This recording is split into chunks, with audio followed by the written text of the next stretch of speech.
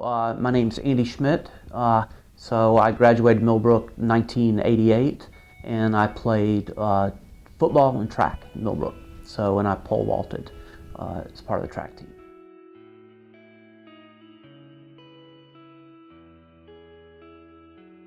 Andy Schmidt's high school career is the definition of hard work. He played guard, linebacker, and special teams on the JV football team in 1984 and 1985, and pole vaulted for the track team in 1985 and 1986, earning a varsity letter in 1986. He also spent countless hours in the weight room and became a member of the 800-pound club in 1985. So we lost 2 games in the 2 years that I played, and when I was a freshman, we shared the Cap 8 conference title, and when I was a sophomore, we won it outright. So the game we lost when I was a freshman, I do remember this one because it was Anthony Barber was playing for Garner, and he was a steamroller, man. I tell you what, we just had nothing for him, and actually nobody had anything for him the 4 years that he was at Garner. So anyway, that one stuck out in my mind. And then I think when we were sophomore, we lost a real squeaker to Northern Durham.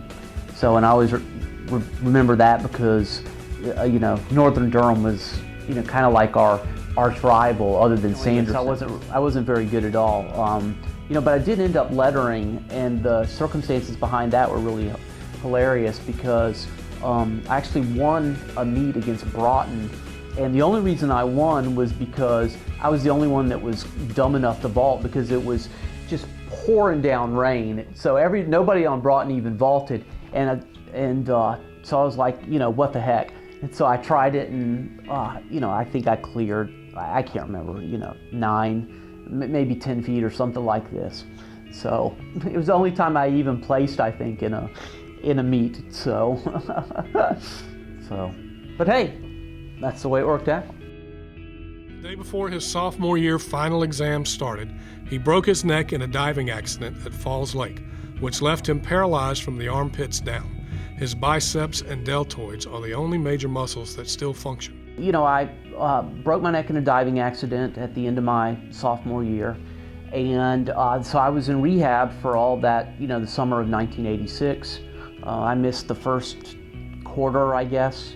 And came back to school after that. I'd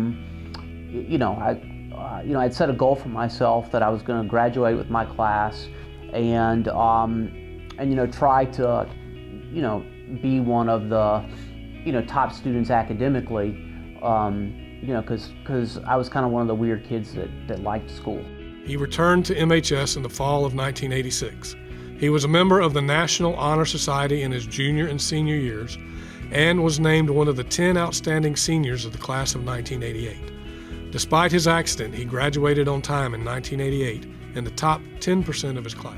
Well, there are probably going to be times, especially in football practice, when it's 95 degrees, hot, 2-a-days and things like that, and that, you just don't give up. The coaches do all this stuff for a reason. They've been doing it for a long time. And, believe it or not, it really ends up transferring over into other aspects of your life. So you do the extra rep, you run the extra mile, and all that stuff will, make you physically and mentally tougher for, when real adversity strikes. So, and everybody is going to have some kind of adversity hit them in their life, whether it be minor or big. And so, I really felt that my participation in, athletics, and especially football, really, ended up preparing me for that.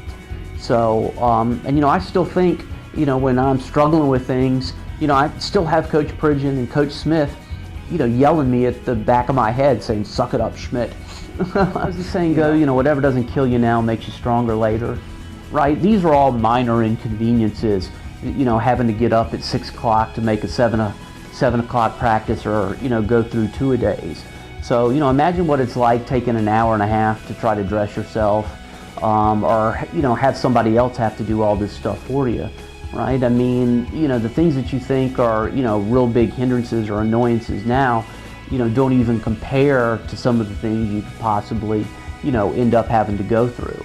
So, it's, be thankful that you can, get up at 6 o'clock and, get to practice at 7 and, run these gassers and, do all the drills that you've got to do, because, it can be taken away from you in a blink of the eye. Coach Inscore now, I mean, he's, I play football with him, and, they do these things because, they know what works, and they know what is going to prepare you not only for, the game on Friday night, but for any kind of adversity that you're going to face later on. So, and, running those extra gassers, suicides or whatever you guys do these days, giving 110% in practice, it really ends up paying off. Not only my family, but, my friends, my coaches, and teachers at school, Coach Schmidt and Coach Pridgeon, Mr. Wilkins, Mr. Lochner, who was, Latin teacher. There was Ms. Altis, who was my English teacher, and she was a paraplegic also. She gave me a lot of advice, right after I got hurt, things I was going to face and things I need to look out for. So I'm very appreciative to her. And I'm, still appreciative to, people in, my life now that help me out and, are a source of support and inspiration to me now.